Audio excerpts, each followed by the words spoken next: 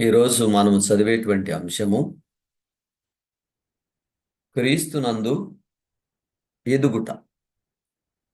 ఇంగ్లీష్లో grow in Christ, growing in Christ. యేసు క్రీస్తునందు పెరుగుట, ఎదుగుట. ఈ ఈ అంశంలోనే మనకు ఒక సూచన ఉంది. ఆ సూచన ఏంటంటే, మనము క్రైస్తవులం అయిన తర్వాత అప్పటి నుంచి మన శేష జీవితము క్రీస్తునందు పెరుగుతూ ఉంటాము, ఉండాలి. మనము క్రైస్తవ్యాన్ని ప్రారంభించినప్పటికంటే కాలం గడుస్తున్న కొలది మనలో కొంత ఆధ్యాత్మిక అభివృద్ధి క్రమేపీ రావాలి. ఇది ఈ సిద్ధాంతం యొక్క ప్రాముఖ్యమైన విషయం.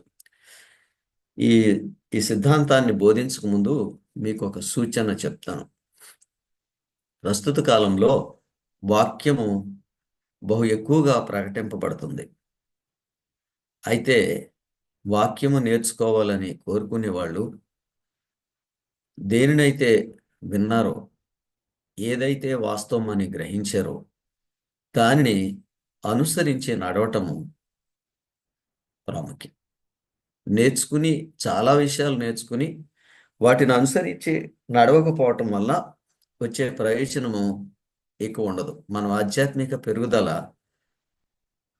మనం ఏదైతే నేర్చుకున్నామో దానిని అనుసరించి మన వ్యక్తిగత జీవితంలో మనం ముందుకు సాగటం వలన మనకు ఆధ్యాత్మికమైన అభివృద్ధి కలుగుతుంది.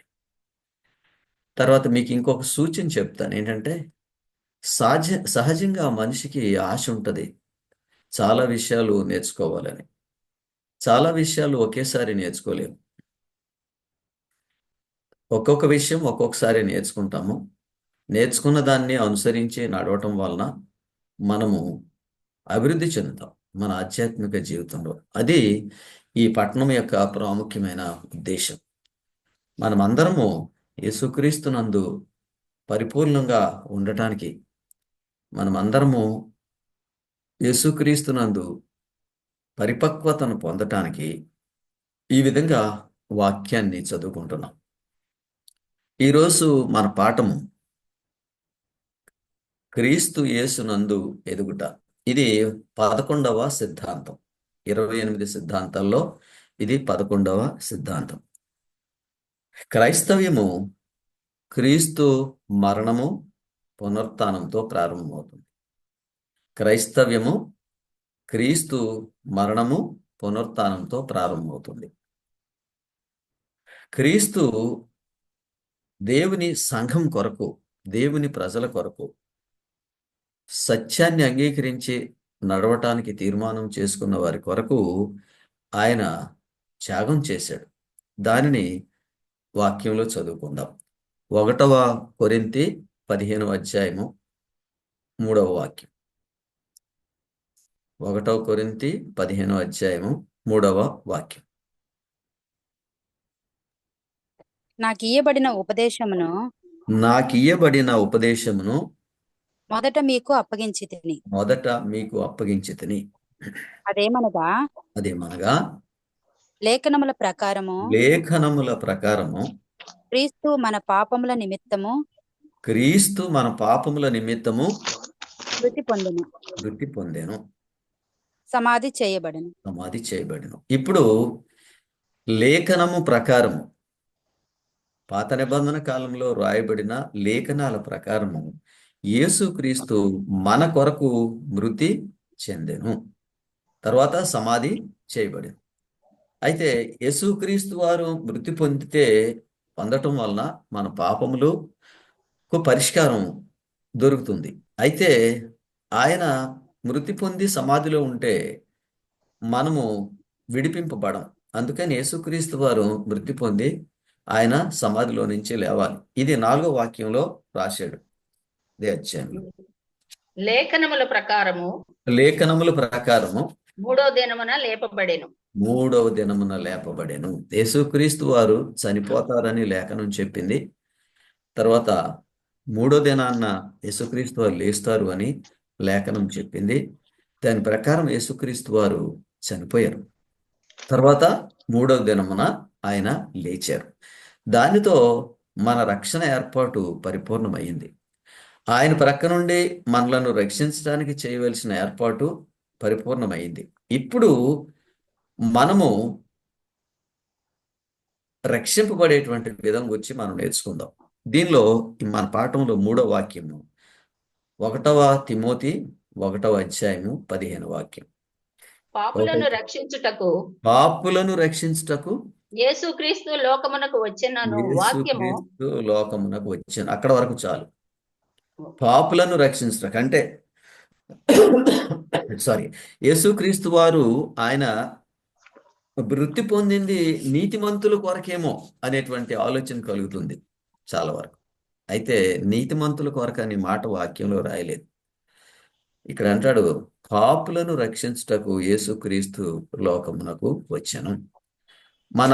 మనమందరము ఈ కేటగిరీ కిందకి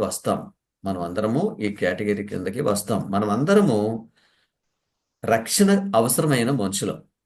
సో దానిని గురించి పోయిన వారం మీకు వివరంగా చెప్పాను. రక్షణ అనేది ఏ విధంగా మనలను విడుదల చేస్తుందో.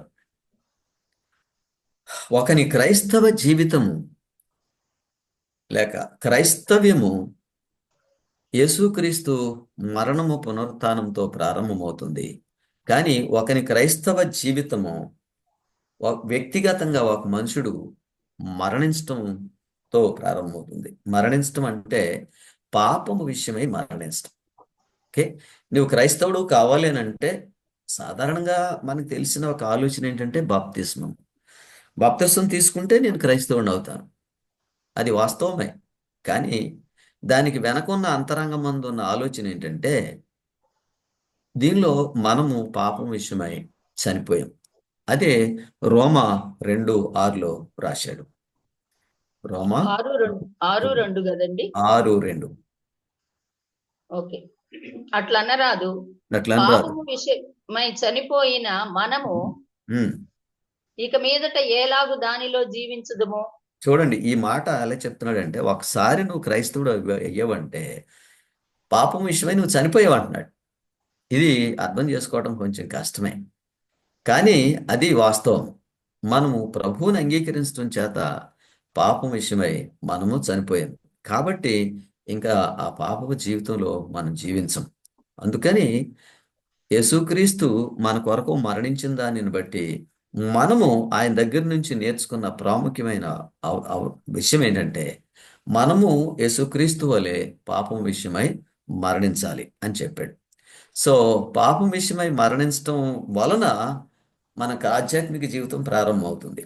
ఇప్పుడు తక్కిన అన్ని ఫార్మాలిటీస్, చర్చికి వెళ్ళటం, కానుక ఇవ్వటం, ఇవన్నీ సేవ చేయడం, కీర్తనలు పాడడం, పరిచర్య చేయటం, ఇవన్నీ కేవలం ఫార్మాలిటీసే. కానీ మనిషిలో ఏం జరగాలని అంటే ప్రభు అయిన యేసుక్రీస్తుని స్వరక్షకునిగా అంగీకరించిన ప్రతి మనిషి అతడు పాపం విషయమై చనిపోయిన వాడితో సమానం అని చెప్పాడు. పౌలు ఈ విషయం రాస్తున్నాడు, పాపం విషయమై చనిపోయాం అన్నాడు. అంటే పాపం చేయమన్నమాట. ఇప్పుడు రోమా 6:2 మళ్ళా చదువుదాం. రోమా 6:2 మళ్ళా చదువుదాం. పాపము విషయమై చనిపోయిన మనము ఇక మీదట ఏలాగు దానిలో జీవించుదుము. అంటే పాపం విషయమై చనిపోయిన వాడు ఎవరు? యేసుక్రీస్తునందు విశ్వాసం ఉంచి బాప్తిస్మము పొంది యేసుక్రీస్తు శిష్యుడిగా ఉండటానికి నిశ్చయించుకొని అతడు పాపమును జయించడానికి ఇష్టపడ్డాడు. కాబట్టి మనిషి క్రైస్తవుడు అవటానికి దీనికంటే మించి చాలా కారణాలు ఉన్నాయండి. ఆ కారణాలు ఏంటంటే, నేను క్రైస్తవుడైతే నాకు ఏదన్నా ఆర్థిక ప్రయోజనం చేకూరవచ్చు, లేకపోతే నేను క్రైస్తవుడైతే నాకున్న అనారోగ్యము బాగుపడవచ్చు, నేను క్రైస్తవుడైతే నాకు ఏదైనా ఉన్నతమైన స్థితి లభించవచ్చు.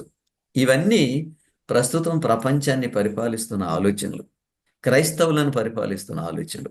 కానీ కారణం అది కాదు. ఇక్కడ నువ్వు క్రీస్తుని అనుసరించి క్రైస్తవుడు అవటానికి నువ్వు చేసుకున్న తీర్మానం ఏంటంటే, క్రీస్తు కృప ద్వారా మన నైజాన్ని లేక మన పాపపు నైజాన్ని జయించటానికి మనము ఈ క్రైస్తవ్యాన్ని ఎన్నుకున్నాం. యేసుక్రీస్తు వారు చెప్తారు స్పష్టంగా, నేను ఎలాగూ జయించానో మీరు కూడా అలాగే జయిస్తారని చెప్పాడు. కాబట్టి మనం క్రీస్తుతోటి నడవటం వలన పాపమును జయిస్తాము. అదే క్రైస్తవ్యం యొక్క ప్రాముఖ్యమైన ఉద్దేశం. అంటే ఇక్కడ ఒక విషయం మీకు క్లియర్గా చెప్తాను. మనం ఎప్పుడైతే ఇటువంటి జీవితం జీవించాలని కోరుకుంటామో అప్పుడు దేవుడు మనతో ఉంటాడు, మనతో నడుస్తాడు, మనల్ని నడిపిస్తాడు. మన తత్తరపాట్లు, మన భంగపాట్లు, మన మోసపూరితమైన ఆలోచనలు, వాటన్నిటి నుంచి ప్రభు మనలను విమోచిస్తాడు. మనం ఆయనతో నడుస్తాం. క్రైస్తవ్యము అంటే, క్రైస్తవుడు అంటే క్రీస్తుతో నడిచేవాడు. క్రైస్తవుడు అంటే క్రీస్తును అనుసరించి నడిచేవాడు. దీన్ని మనము పాత నిబంధన గ్రంథంలో హానోకు దేవునితో నడిచాడు అన్నాడు.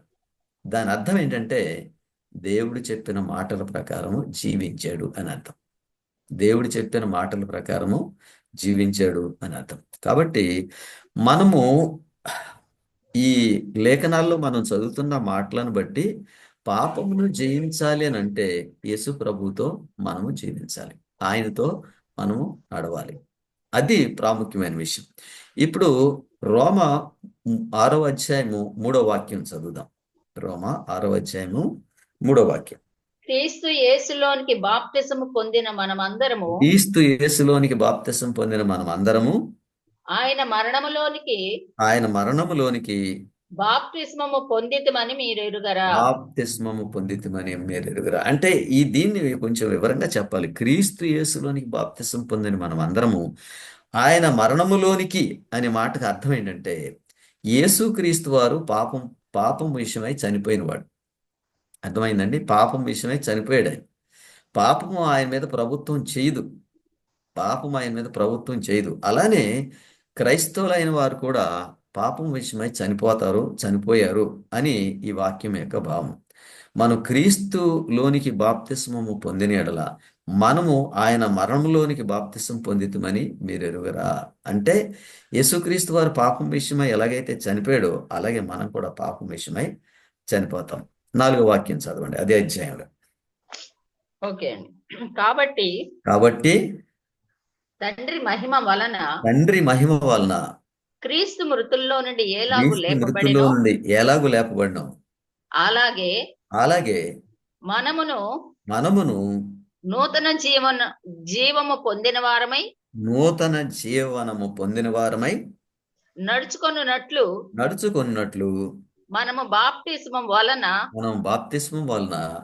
మరణములో పాలు పొందుటకై ఆయనతో కూడా పాతి పెట్టబడితిమి. వండర్ఫుల్.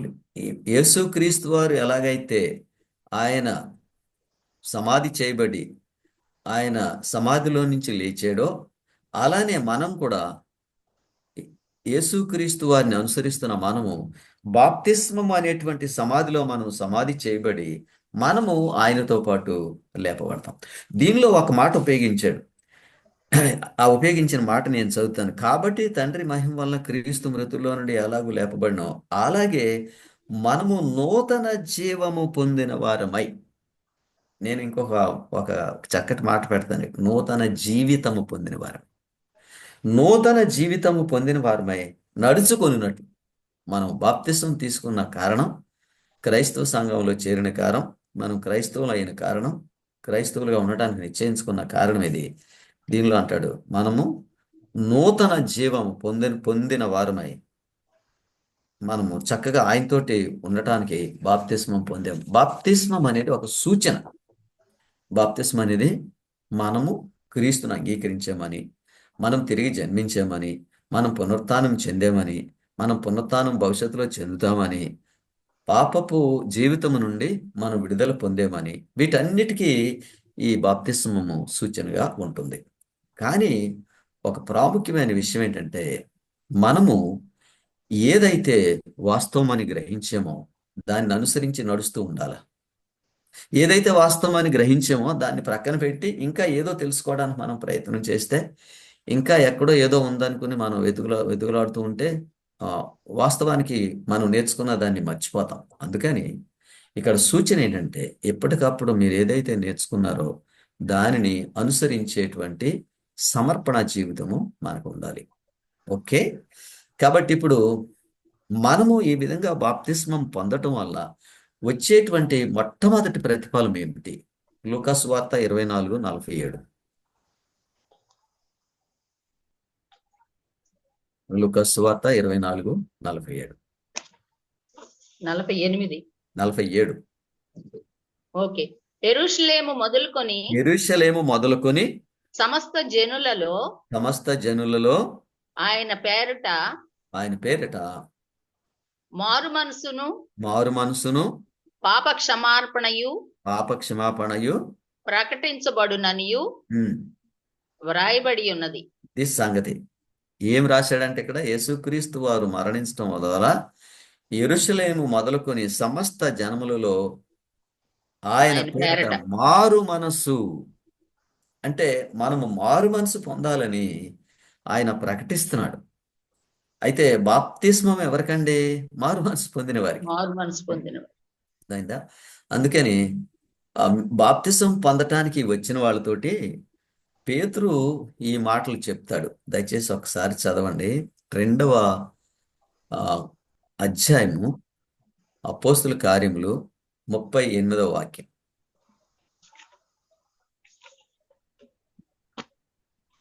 పేతురు, మీరు మారు మనసు పొంది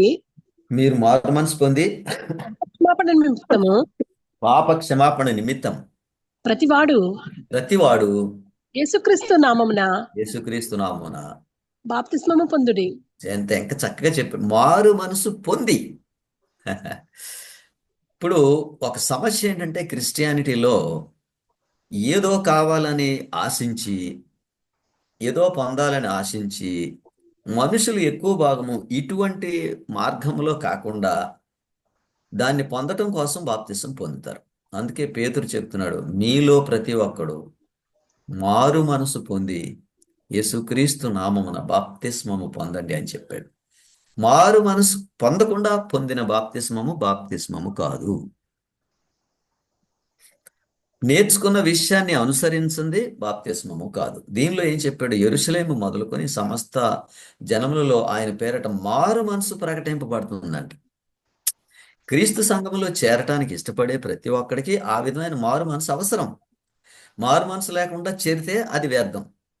మారు మనసు అంటే మనిషి పూర్తిగా మారిపోయి కాదు, పూర్తిగా మారిపోయి క్రైస్తవుడు అవటం కాదు. అది ఎవరికి సాధ్యం కాదు.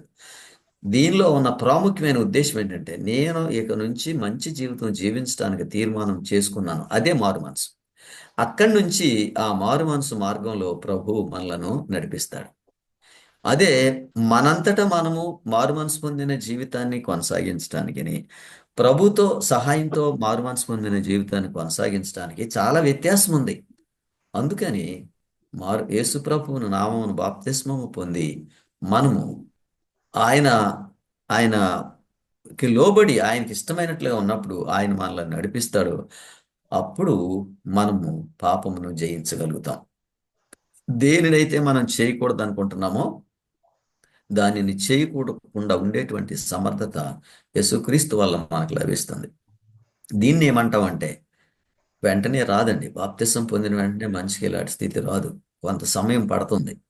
పరిపక్వత రావటానికి కొంత సమయం పడుతుంది. మనలో ఉన్న తొందరపాటు, మనలో ఉన్న నిర్లక్ష్యం, మనలో ఉన్న అజ్ఞానం, మనలో ఉన్న ఏమంటారంటే బానిసత్వం, వీటన్నిటినీ మనము జయించడానికి, విడిచిపెట్టడానికి సమయం పడుతుంది. అందుకే ఇక్కడ ఏమంటామంటే మనం క్రీస్తుతో నడిస్తే వాటన్నిటినీ జయించగలుగుతాం. ఓకే, తర్వాత వాక్యం. మనము ఎప్పుడైతే మన పాపములు క్షమింపబడతాయో అప్పుడు మన స్థితి మార్పు చెందుతుంది. ఇది చదువుదాం. నిర్గమకాండము 34వ అధ్యాయము 9వ వాక్యం. నిర్గమకాండము 34వ అధ్యాయము 9వ వాక్యం.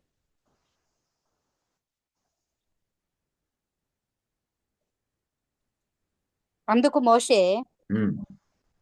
త్వరపడి నేల వరకు తల వంచుకొని నమస్కారము చేసి, ప్రభువా, నా మీద నీకు కటాక్షము కలిగిన ఎడల నా మనవి ఆలకించుము. దయచేసి నా ప్రభువు మా మధ్యన ఉండి మాతో కూడా రావాలను. ఉమ్, మీరు లోబడనొల్లని ప్రజలు. మా ఉమ్. దోషమును పాపమును క్షమించి ఈ మమ్మను మాటలు చూడండి. మా దోషమును మా పాపమును క్షమించి మమ్మను నీ మమ్మును నీ స్వాస్థ్యముగా చేసుకొనుమనెను. అంటే ఇప్పుడు మన దోషాలు క్షమింపబడితేనే మనం దేవుని ప్రజలం కాగలం.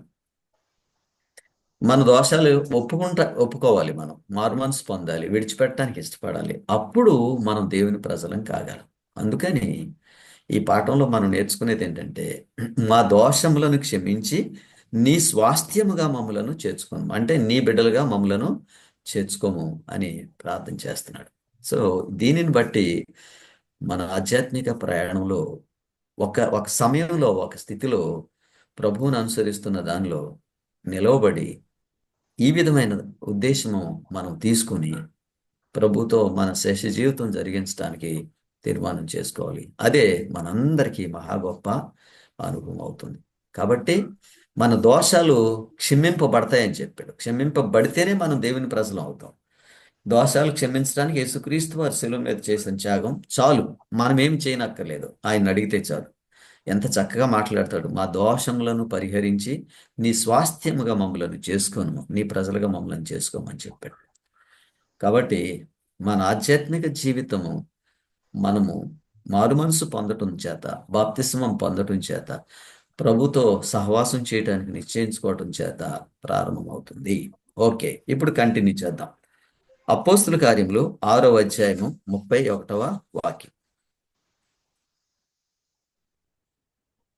అపోస్తుల కార్యములు 23వ అధ్యాయము అపోస్తుల కార్యములు 5వ అధ్యాయము 31వ వాక్యం. 5 అన్నారండి, 5 6 అన్నారు. 5:31 కరెక్ట్. 5:31. ఇశ్రాయేలునకు మారు మనసును, ఇశ్రాయేలునకు మారు మనసును, పాప క్షమాపణను దయచేయుటకై దేవుడు ఆయనను అధిపతినిగాను. చాలు. తండ్రి యేసుక్రీస్తుని మనకి మారు మనసు కలుగు చేయడానికి, మన పాప క్షమాపణ కలుగు చేయడానికి దేవుడు యేసుక్రీస్తును అధిపతిగా నియమించాడు. అంటే ఎవరైతే ఆయన వాక్యానికి స్పందించి ఆయన చెప్పిన విధంగా జీవించడానికి ఇష్టపడతారో వారికి ఈ భాగ్యం కలుగుతుంది. ఈ వాక్యం మరలా ఒక్కసారి చదవండి. ఇశ్రాయేలునకు మారు మనసును పాప క్షమాపణను దయచేయుటకై. ఇక్కడ ఇశ్రాయేలు అనే మాట క్రొత్త నిబంధన సంఘంలో ఉన్న క్రైస్తవులకు వర్తిస్తుంది. అర్థమైందా? కేవలం ఇశ్రాయేల్ అనే మాట పాత నిబంధనలో ఉన్న వాళ్ళకి మాత్రమే వర్తించదు. ఇశ్రాయేల్ అనేటువంటి మాట క్రొత్త నిబంధనలో ఉన్న క్రైస్తవ సంఘానికి వర్తిస్తుంది. ఇశ్రాయేలీలకు ఆయన మారు మనసు పశ్చాత్తాపం దయచేస్తాడని చెప్పాడు. అది దయచేయడానికే తండ్రి యేసుక్రీస్తుని అంతగా హెచ్చించాడు. ఇప్పుడు మన తరఫు నుండి మనం ఏ విధంగా దీన్ని తీసుకోవాలి, ఏ విధంగా మనం దీన్ని అంగీకరించాలి? గలతీయులకు రాసిన పత్రిక 2వ అధ్యాయము 20వ వాక్యం. గలతీయులకు రాసిన పత్రిక 2వ అధ్యాయము 20వ వాక్యం.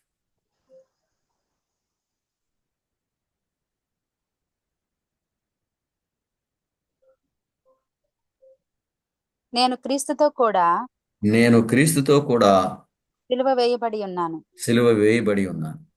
ఇకను జీవించువాడను నేను కాను, క్రీస్తే నాయందు జీవించుచున్నాడు.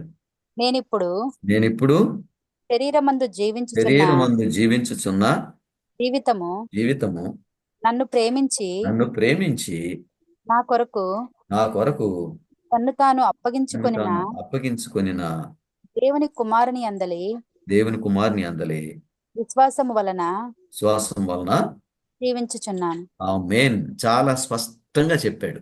ఈ వాక్యము మీరు తీసుకుని బాగా ధ్యానించండి, ఆలోచించండి. పౌలు అంటాడు, నేను క్రీస్తుతో కూడా సిలువ వేయబడి ఉన్నాను. ఇది చాలా చాలా గొప్ప విషయం. అంటే యేసుక్రీస్తు ఏ విధంగా అయితే పాపము విషయమై ఆయన చనిపోయాడో అలాగే పౌలు కూడా పాపం విషయమై చనిపోయిన విషయాన్ని చెప్తున్నాడు. పాపం విషయమై చనిపోయిన వారే పాపాన్ని జయించగలుగుతారు. అటువంటి వారికే కృప అనుగ్రహింపబడుతుంది. అటువంటి వారికే యేసుక్రీస్తు యొక్క శక్తి అనుగ్రహింపబడుతుంది. తర్వాత ఆ శేష జీవితము దేవుని కుమారుని అందలి విశ్వాసం వలన జీవిస్తాము అని ఈ వాక్యంలో చెప్పాడు. తర్వాత ఈ చనిపోవటం అనేది ఆ, ఎలా జరుగుతుందో మనం చూద్దాం. యేసుక్రీస్తునందు పౌలు చనిపోయానని చెప్పాడు. ఇది ఎలా జరుగుతుందో ఒక వాక్యం చెప్తాను. రోమా 8:13. రోమా 8:13.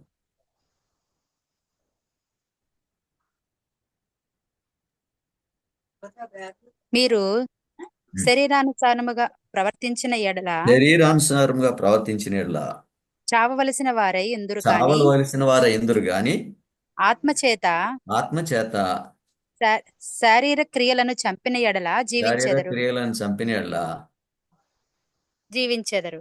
పెద్ద సంగతి. అంటే పరిశుద్ధాత్ముడు మన మీదకి రావడం చేత మనలో ఉన్న ఆ శారీరకపు క్రియలు చనిపోతాయని చెప్పాడు. యేసుక్రీస్తు మనలోకి రావటం వలన మనలో ఉన్న శరీర క్రియలు చనిపోతాయి. ఆ విధంగా మనం జయించగలుగుతాం. లేకుండా శరీర క్రియలు చంపబడకుండా, శరీర క్రియలను విడిచిపెట్టకుండా మనం జయకరంగా బ్రతకలేము.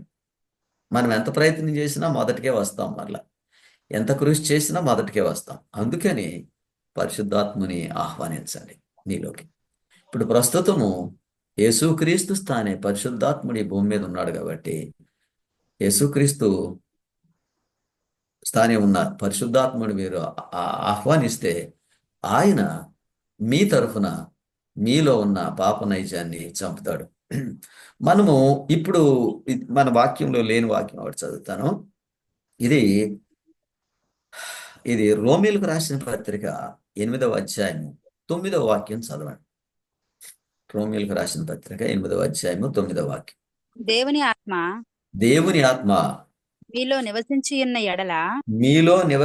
ఉన్న ఎడల మీరు ఆత్మ స్వభావము కలవారే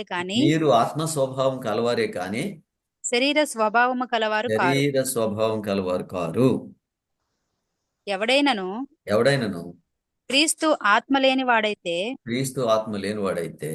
వాడాయన వాడు కాడు. అది సంగతి. యేసుక్రీస్తు ఆత్మ మనలో ఉన్నప్పుడు మనము సమస్తాన్ని స్వాధీనపరుచుకుని జయించుకోగలుగుతాం. అందుకని క్రీస్తు ఆత్మ మనలో ఉండాలి. క్రీస్తు ఆత్మ మనలో ఉన్న పాపనైజాన్ని చంపుతాడు. మనం విడుదల పొందుతాము, స్వతంత్రంగా బ్రతుకుతాం. అయితే ఇప్పుడు యేసుక్రీస్తు నందు మనము పెరగటానికి చేయవలసిన ఏర్పాటు ఏమిటి? ఎఫెసీయులకు రాసిన పత్రిక 4:22, 23, 24.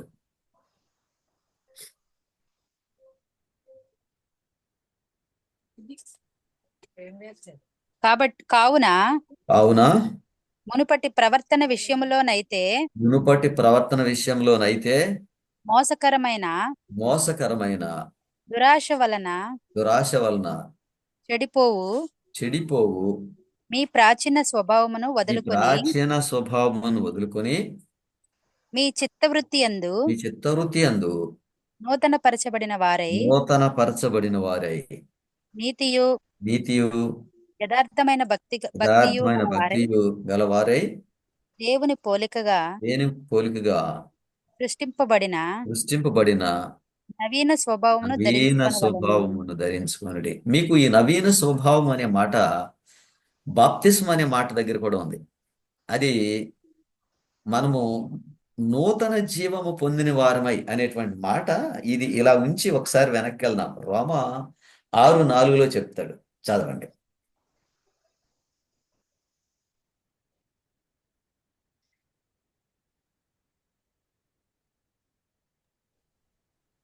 కాబట్టి తండ్రి మహిమ వలన క్రీస్తు మృతులలో నుండి ఎలాగూ లేపబడెను, అలాగే మనమును నూతన జీవము పొందిన వారమై నడుచుకున్నట్లు మనము బాప్తిస్మము వలన మరణములో పాలు పొందుటకై సంగతి. కాబట్టి బాప్తిసం తీసుకున్నాం అని అంటే దాని లెక్క కరెక్ట్గా మనం చేస్తే పాపం విషయమై చనిపోయాము. అక్కడి నుంచి నూతన జీవితము మనకు ప్రసాదింపబడుతుంది. ఈ నూతన స్వభావాన్ని మనము ఎఫెసీ 4:22-24 వరకు చదువుకున్నాం. దానిలో చక్కగా చెప్పాడు. కావున మునుపటి ప్రవర్తన విషయంలోనైతే మోసకరమైన దురాశల వలన చెడిపోవు మీ ప్రాచీన స్వభావం వదులుకొని మీ చిత్తవృత్తి అందు నూతన పరచబడిన వారే, నీతియు యథార్థమైన భక్తి గలవారే, దేవుని పోలికగా సృష్టింపబడిన నవీన స్వభావము. అక్కడ కూడా నవీన స్వభావం అనే మాట చెప్పాడు, ఇక్కడ నవీన స్వభావం అని మాట చెప్తాడు. మీకు ఒక సంగతి చెప్తాను. పాపను జయించాలంటే మనిషికి నవీన స్వభావం కావాలి. విన్నారా ఈ మాట? మామూలుగా ఆర్డినరీ క్రైస్తవుడిగా మనము పాపమును జయించడానికి శక్తి చాలదు. ఈ మాట మనం 2 వాక్యాల్లో చదివాను. ఒకటి రోమా 6:4, ఇంకొకటి ఎఫెసీ 4:24. ఈ రెండిట్లో నూతన స్వభావం, నవీన స్వభావము వచ్చినప్పుడే మనము మన ఆధ్యాత్మిక ప్రయాణంలో జయించగలుగుతాం. సో కాబట్టి మనము యేసుక్రీస్తు పరిపూర్ణంగా సమర్పించుకుని బాప్తిస్మము పొంది అక్కడి నుంచి మన ఆధ్యాత్మిక జీవితంలో ముందుకు నడిస్తే అడుగడుగున ప్రభు మనకు తోడుగా ఉంటాడు కనుక ఆయన మనలను నడిపిస్తాడు, ఆయన మనలను కాపాడతాడు. సరే, ఇప్పుడు మా క్రైస్తవ జీవితానికి కావలసిన పెరుగుదలకు కావలసిన 2 ప్రాముఖ్యమైన విషయాలు. ఒకటి దేవుని వాక్యం, రెండవది ప్రార్థన. మనము దేవుని వాక్యము కంటే ప్రార్థనకి కొన్నిసార్లు ఎక్కువ విలువిస్తాము. ఏమనంటే ప్రార్థనలో మన అవసరాలు దేవుడికి చెప్పడానికని మన అభిప్రాయం. అది కరెక్ట్ కాదు. ప్రార్థన అనేది మన అవసరాలు అంటే మన శారీరక అవసరాలు కాదు, మన ఆధ్యాత్మిక అవసరాలు చెప్పడానికి. సరే, ఇప్పుడు దేవుని వాక్యం మనకి ఏ విధంగా సహాయపడుతుందో మనం ఏం చేయాలో చూద్దాం.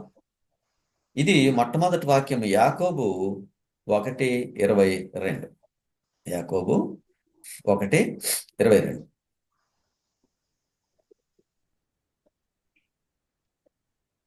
యాకోబు మీరు ఆ, వినువారు మాత్రమయ్యుండి మీరు వినువారు మాత్రమయ్యుండి మిమ్మును మీరు మోసపుచ్చుకొనకుండా మోసపుచ్చుకొనకుండా వాక్య ప్రకారము ప్రవర్తించువారునయుండుడి. నేను మొదట చెప్పాను, మనం ఏదో వినాలి, ఏదో నేర్చుకోవాలి అనేటువంటి తాపత్రయం ఉండి అక్కడికి పోయి ఇక్కడ పోయి అది విని ఇది విని చాలా చాలా నేర్చుకోవాలని అనుకుంటాం. నేర్చుకోవటం అనేది మంచిదే, కానీ నేను ఒక సూచన చెప్తాను. మనం నేర్చుకుని అనుసరించే దానికంటే ఎక్కువ మీ మీద వేసుకోకండి. అనవసరంగా టైం వేస్ట్ చేసుకోవద్దు. మీరు ఏదైతే యేసుక్రీస్తునందు వాస్తవమని గ్రహించారో దాన్ని అనుసరించడం నేర్చుకోండి. ఫస్ట్ పాయింట్ అది. ఇప్పుడు ప్రస్తుత కాలంలో వాక్యానికి ఏం కొదువు లేదు. అది మామూలు వాక్యమో లేకపోతే అది అంటే అది అంగీకరించవలిందో అంగీకరించకూడదో చాలా రకరకాలైనవి ఉన్నాయి. అందుకే తరచుగా మనకు వచ్చే వర్తమానం ఏంటంటే, వాక్యం అనే మాట అనేటప్పటికి ఎవరో బోధిస్తారంటే చాలా దూరం ప్రయాణం చేసి వెళ్తాం, చాలా టైం ఖర్చు పెడతాం. నేనేమంటానంటే, మీరు దేనినైతే నేర్చుకున్నారో దానిని అనుసరించకుండా మీరు ఎక్కడికో పరిగెత్తడం వల్ల ఉపయోగం లేదు ఎవరికి. మీరు నేర్చుకున్న దాన్ని అనుసరించండి, అప్పుడు ఇంకా ఎక్కువ నేర్చుకోవడానికి ప్రయత్నం చేయండి. ఓకే, మీరు వినువారు మాత్రమై ఉండి మిమ్ములను మోసపుచ్చుకోనకుండా వాక్య ప్రకారం ప్రవర్తించువారునై యుండుడి. తర్వాత వాక్యం రోమీయులకు రాసిన పత్రిక 2వ అధ్యాయము 13వ వాక్యం. రోమీయులకు రాసిన పత్రిక 2వ అధ్యాయము 13వ వాక్యం.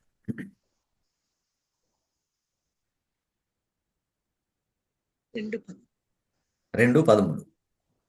సార్ 2:13. 13. ధర్మశాస్త్రము వినువారు దేవుని దృష్టికి మంతులు కారు గాని. వినండి ఈ మాట, చాలా ఎంత చక్కగా చెప్తున్నాడు. ధర్మశాస్త్రము వినువారు దేవుని దృష్టికి నీతిమంతులు కారు గాని ధర్మశాస్త్రమును అనుసరించి ప్రవర్తించువారే. నీతిమంతులుగా ఎంచబడుదురు. ఓకే, ఈ ధర్మశాస్త్రం అనే మాటకి కొంత వివరణ ఇస్తాను మీకు. ధర్మశాస్త్రం అనే మాటకి అర్థం ఏంటంటే దేవుని వాక్యము. చాలా మందికి ధర్మశాస్త్రం అనేటువంటి మాట ఇది 10 ఆజ్ఞలు, మోషే రాసిన ఆచార ధర్మశాస్త్రము, ఎలాగో చాలా చాలా అర్థాలు దానిలో ఉన్నాయి. అవి వాస్తవమే, వాటిని భవిష్యత్తులో మనం చదువుకుంటాం. ధర్మశాస్త్రము అనేటువంటి మాట దేవుని వాక్యము అని అర్థం. దీని అర్థం ఏంటంటే మీరు దేవుని వాక్యము వినువారు మాత్రమే అయ్యుండి ఆ విధంగా జీవిస్తే మీకేమీ ప్రతిఫలం లేదు. ధర్మశాస్త్రం వినువారు దేవుని దృష్టికి నీతిమంతులు కారు. ధర్మశాస్త్రం అనుసరించి ప్రవర్తించు వారే దేవుని దృష్టికి నీతిమంతులు అని చెప్పాడు. అంటే ధర్మశాస్త్రం అంటే దేవుని వాక్యము. నేను ధర్మశాస్త్రము అనే మాట దేవుని వాక్యము అని చెప్పడానికి మీకు ఒక రెఫరెన్స్ చెప్తాను. ద్వితీయోపదేశకాండము 21:24. ద్వితీయోపదేశకాండము 21:24.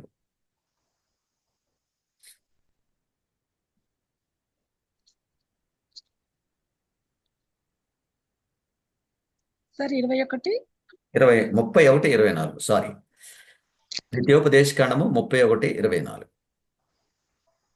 Okay sir. ఈ ధర్మశాస్త్ర వాక్యములు ధర్మశాస్త్ర వాక్యములు మోషే గ్రంథమందు మోషే గ్రంథమందు సొంతముగా రాయుట శాంతంగా రాయుట. ముగించిన తరువాత ఓకే, ఇక్కడ చూడండి, ధర్మశాస్త్ర వాక్యములు. చాలా మందికి ధర్మశాస్త్రం వేరు, వాక్యం వేరు అనుకుంటారు. ఈ రిఫరెన్స్లు చాలా ఉన్నాయి. ఈ ధర్మశాస్త్ర వాక్యములు అంటే ధర్మశాస్త్రాన్ని అంతటినీ దేవుని వాక్యము అని పిలవటం జరిగింది. ధర్మశాస్త్రం అనగా దేవుని వాక్యం. తర్వాత ఈ ధర్మశాస్త్రం గురించిన స్టడీ భవిష్యత్తులో మనం చదువుకుంటాం. నేను మీకు వివరిస్తాను. అది కూడా మనకు అవసరం. కానీ ప్లెయిన్గా ధర్మశాస్త్రం అనేటువంటి మాట ఉపయోగించేటప్పుడు దేవుని వాక్యానికి ఆ మాట వర్తిస్తుంది. ధర్మశాస్త్రం అనగా దేవుని వాక్యం. ఇప్పుడు మనం ఒక వాక్యం చదువుదాం. 119వ కీర్తన 1, 2, 3 వాక్యాలు. 119 కీర్తన చదువు. యెహోవా ధర్మశాస్త్రమును అనుసరించి నిర్దోషముగా నడుచుకుని వారు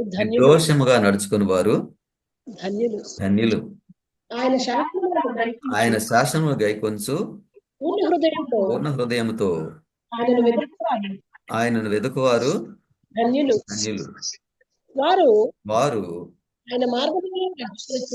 ఆయన మార్గములో నడుచుకొనుచు. ఇది ఎవరిని గురించి చూపిస్తున్నాడు అంటే దేవుని వాక్యాన్ని గురించి చూపిస్తున్నాడు. ఇది ధర్మశాస్త్రం అనే మాట దేవుని వాక్యానికి ఇది సూచనగా ఉంది. అందుకని ధర్మశాస్త్రం అనే మాట మనం ఉపయోగించినప్పుడు ప్రతిసారి, లేకపోతే చాలా వరకు మనం ఏమనుకుంటామంటే మోషే ధర్మశాస్త్రము, ఆచార ధర్మశాస్త్రము, లేకపోతే 10 ఆజ్ఞల ధర్మశాస్త్రము, ఇవన్నీ అనుకుంటాం. కానీ వాస్తవంగా ఇన్ జనరల్ ధర్మశాస్త్రం అంటే దేవుని వాక్యము. మీకు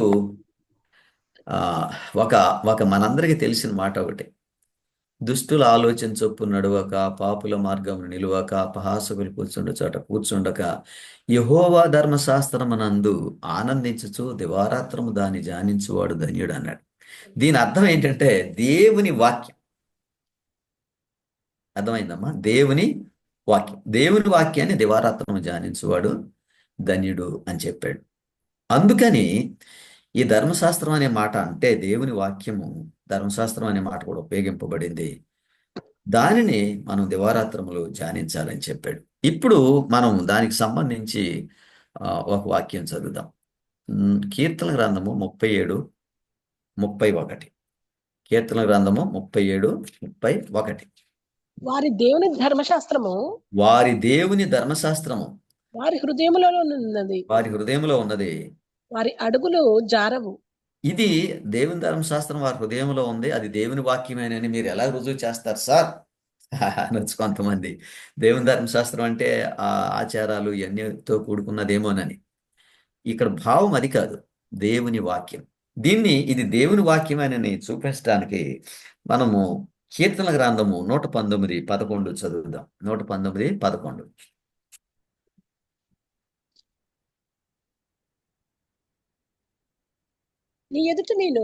నీ ఎదుట నేను పాపము చేయకుండానట్లు పాపం చేయకున్నట్లు నా హృదయములో నా హృదయంలో ఈ వాక్యము ఉంచుకొని ఉన్నాను. అది సంగతి. చూసారా, ఆ పైన ఉన్నది 37, 31, 11, 11, 119, 11 రెండు ఒకటే. నీ ధర్మశాస్త్రం నా హృదయంలో ఉన్నది అని అంటే, నీ ఎదుట నేను పాపం చేయకున్నట్లు నా హృదయంలో నీ వాక్యం ఉంచుకొని ఉన్నాను. కాబట్టి ధర్మశాస్త్రం అంటే దేవుని వాక్యం. దేవుని వాక్యం ఎవరి హృదయంలో ఉంటుందో వారు తప్పిపోవడానికి అవకాశం లేదు. ఎందుకంటే ఆ వాక్యం వారిని నడిపిస్తుంది ఎప్పుడు. దేవుని వాక్యం మనలో, అందుకే చెప్పాడు కదా ఇక్కడ ఈ మాటల్లో ఆయన అంటాడు, నీకు వ్యతిరేకంగా నేను పాపం చేయకున్నట్లు నా హృదయంలో నీ వాక్యము ఉంచుకొని ఉన్నాను. కాబట్టి ఆధ్యాత్మిక ప్రయాణంలో పరిపక్వతకు చేరుకోవడానికి మొట్టమొదటి ఆయుధము దేవుని వాక్యం. చాలా వరకు వాక్యాన్ని వింటాము, వాక్యాన్ని రాస్తాము, వాక్యాన్ని నేర్చుకుంటాము, కానీ దాన్ని అనుసరించే దాకా రాము ఎక్కువ భాగం. ఎప్పుడైతే దాన్ని అనుసరించే వరకు వస్తామో అప్పుడు మన హృదయంలో వాక్యం ఉందని దాని అర్థము. ఓకే, రెండవ భాగము ప్రార్థనా జీవితం. మనం ఆధ్యాత్మికంగా బలపడటానికి రెండవ భాగము ప్రార్థనా జీవితం. ఇది ప్రార్థనా జీవితం అనే మాట చెప్పినప్పుడు మనకి ఏదైనా అవసరం ఉన్నప్పుడే తరచుగా మనం ప్రార్థన చేస్తాం, కానీ ఎక్కువ ప్రార్థన చేస్తాం. మీరు ఎక్కువ ప్రార్థన చేయండి, తక్కువ ప్రార్థన చేయండి, మనకు అవసరం ఉన్నా లేకపోయినా ఎల్లప్పుడూ ఎడతెగక దేవుని ప్రార్థన చేయండి. నేను ఇంకొక విషయం చెప్తాను, ఏంటంటే మనం క్షేమంగా ఉన్నప్పుడే దేవునికి ఎక్కువగా ప్రార్థన చేయాలి. క్షేమంగా ఉన్నప్పుడు ఎక్కువ ఎందుకు ప్రార్థన చేయాలంటే మనం దేవుని నిర్లక్ష్యం చేస్తాం. అన్నీ బాగున్నాయి కాబట్టి ఏం పర్వాలేదు అనుకుంటాం. అది అప్పుడే మనం దేవునికి ఎక్కువగా ప్రార్థన చేయాలి. మన ఆధ్యాత్మిక జీవితాన్ని కొనసాగించడానికి మనము ప్రార్థన చేయాలి. తర్వాత ఒక మనిషి క్రైస్తవుడు అయ్యాడు అని చెప్పడానికి ఆధారం ఏంటి? ఈ వాక్యం చదివితే మీకు అర్థమవుతుంది. ఒక మనిషి క్రైస్తవుడు అయ్యాడు అని చెప్పడానికి ఆధారం అపోస్తుల కార్యములు 9:11. అపోస్తుల కార్యములు 9:11. 9, 11, 13 సార్. 11.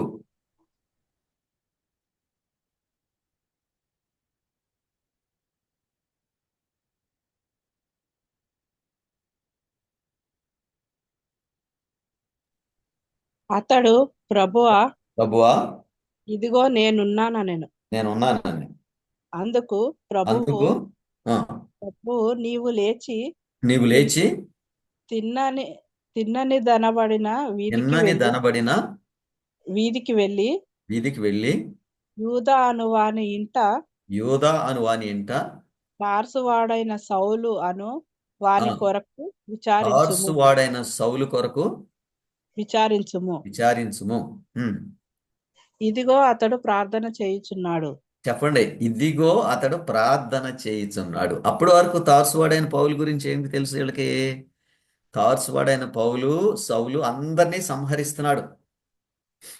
ఆయన దమస్కు కూడా వచ్చాడు, దమస్కులో ఉన్న భక్తులందరినీ సంహరించడానికి. కానీ అతడు క్రైస్తవుడు అయ్యాడని చెప్పడానికి ఇదిగో అతడు ప్రార్థన చేయుచున్నాడు. అంటే మనం క్రైస్తవులము అని చెప్పుకోవడానికి ప్రార్థన మొట్టమొదటి మెట్టు. సో కాబట్టి అననయ్య భయపడుతున్నాడు పౌలు దగ్గరికి వెళ్ళటానికి. దేవుడు అననయ్యకు పరిచయం చేసి ఈ మనిషి దగ్గరికి వెళ్ళి నువ్వు సువార్త, నేను చెప్పే మాటలన్నీ అతనికి అందించు, అతడు అన్యజనులకు సువార్త ప్రకటించడానికి నేను అతన్ని సాధనంగా వాడుకున్నాను అని చెప్పి అతడు ప్రార్థన చేయుచున్నాడు.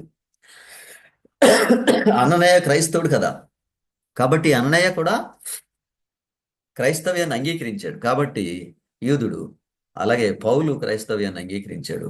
ఇతడు క్రైస్తవుడు, నీకు ఇతని వల్ల ఏ హాని జరగదు, వెళ్ళి ప్రార్థన చేస్తున్నాడు, నువ్వు వెళ్ళి అతన్ని కలవమని చెప్పాడు. మన క్రైస్తవులం అయ్యామని అంటే ప్రార్థన చేస్తాం. మనకు అవసరం ఉన్నప్పుడు ఎక్కువ ప్రార్థన చేయటం కాదు, అవసరం లేనప్పుడు తక్కువ ప్రార్థన చేయటం కాదు, ఎల్లప్పుడూ మనం ప్రభుకి ప్రార్థన చేసుకోవాలి.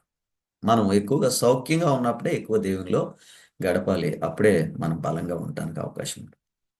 తర్వాత వాక్యాలు, మన ప్రార్థనలో ఉన్న మాటలు చెప్తాను. 143వ కీర్తన 8వ వాక్యము ఆఖరి లైన్. నీ వైపు నా మనస్సు ఆఖరి లైన్ చదువు.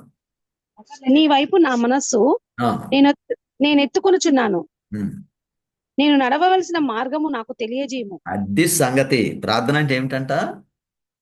నేను నడవవలసిన మార్గము నాకు తెలియచేయము. దేవుడుకి మనము ఆయన ఏం చేయాలో చెప్పటం కాదండి ప్రార్థన అంటే.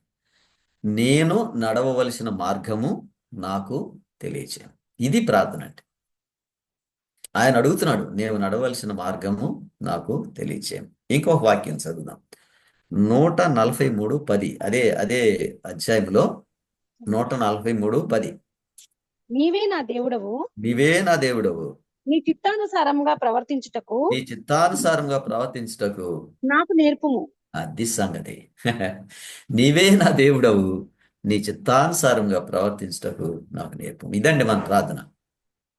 2 ప్రార్థనలు చెప్పాను మీకు. మొట్టమొదటి మనం నేర్చుకున్న ప్రార్థన, నేను నడవలసిన మార్గము నాకు తెలియచేయము. దేవా, నీ చిత్తానుసారంగా ప్రవర్తించుట నాకు నేర్పు. ఈ 2 మనము అనుసరించి నడుస్తున్నప్పుడు మన ప్రయాణము ప్రభువుతో ఉంటుంది. మనము జయము సంపాదిస్తాం. కాబట్టి ఈ పాఠంలో మనం నేర్చుకుంటున్న ఈ పాఠంలో మనం పరిపక్వతకు చేరుకోవడానికి ఇది ఒక ఆయుధం. ప్రార్థన అనేది ఒక ఆయుధం. ప్రభు సన్నిధిలో సమయం గడిపి మనం ఆధ్యాత్మికంగా బలపడతాం. సరే, తర్వాత వాక్యం లూకాసు వార్త 21:36. లూకాసు వార్త 21:36. కాబట్టి మీరు జరగబో వీటి నెలను తప్పించుకొని మనుష్య కుమారుని ఎదుట నిలవబడుటకు శక్తిగల వారగునట్లు ఎల్లప్పుడూ ప్రార్థన చేయుచు అది సంగతి. ఎల్లప్పుడూ ప్రార్థన చేయొచ్చు, మెలకుగా ఉండునని చెప్పి. అది సంగతి. ఎల్లప్పుడూ ప్రార్థన చేయమని. మనము ఆపద వచ్చినప్పుడు ప్రార్థన చేస్తాము కదా, కానీ అంత లాభం ఉన్నప్పుడు ప్రార్థన చేయము. మనం లాభం వచ్చినప్పుడు ప్రార్థన చేయాలి, నష్టం వచ్చినప్పుడు ప్రార్థన చేయాలి. ఆ విధంగా మనం ప్రభువులో బలపడతాం. మన ఆధ్యాత్మిక పరిపూర్ణత ఆ విధంగా వాక్యపు నడిపింపులో, ప్రార్థనా జీవితంలో మనం విన్న విషయాలను అనుసరించి నడుచుకోవటం ద్వారా యేసుక్రీస్తునందు బలవంతులం అవుతాం. ఆఖరి వాక్యం ఇది 2 తిమోతి 4:7-8. మంచి పోరాటము పోరాడి తిని నా పరుగు కడముట్టించి తిని విశ్వాసము కాపాడుకుంటుని ఇక మీదట నా కొరకు నీతి కిరీటము ఉంచబడి ఉన్నది. ఆ దినమందు నీతిగల న్యాయాధిపతి అయిన ప్రభువు నాకు మాత్రమే కాకుండా ప్రత్యక్షతను ఆపేక్షించు వారికి అందరికీ అనుగ్రహించును. ఆమేన్. చూడండి ఎంత బాగా చెప్పాడో. మంచి పోరాటము పోరాడి తిని నా పరుగు కడముట్టించి తిని ఇక మీదట నా కొరకు నీతి కిరీటం ఉంచబడినది. ఆ దినమందు నీతిగల న్యాయాధిపతి అయిన ప్రభు నాకు మాత్రమే కాకుండా తన ప్రత్యక్షతను అపేక్షించు వారికి అందరికీ అనుగ్రహించు. వండర్ఫుల్. కాబట్టి మనం ఎప్పుడైతే మన ఆధ్యాత్మిక జీవితంలో నేర్చుకున్న విషయాలన్నింటినీ అనుసరించి నడుచుకుంటున్నామో అప్పుడు మనకి ఆధ్యాత్మిక పరిపక్వత వస్తుంది. మనం దేవుని ప్రజలంగా లెక్కింపబడతాం. దేవుడి మాటలు అన్నిటిని దీవించి మనం ఆధ్యాత్మికంగా పరిపక్వతకు రావటానికి నేర్చుకుందాం. దేవుడు మీ అందరినీ దీవించునుగాక. ప్రార్థన చేస్తాం. అత్యున్నతమైన సింహాసనమందు ఆసీనుడైన ప్రభువా, సర్వమానవ కోటికి ఆధారభూతుడు, సమస్తము మీ హస్తాల కింద భద్రపరిచి జరిగించేటువంటి దేవుడు, మాకు మీ కృప దయచేసి మేము క్రైస్తవ జీవితమును ప్రారంభించింది మొదలుకొని చివరి వరకు దాన్ని కొనసాగించడానికి పరిశుద్ధాత్మ యొక్క శక్తి మాకు దయచేయండి.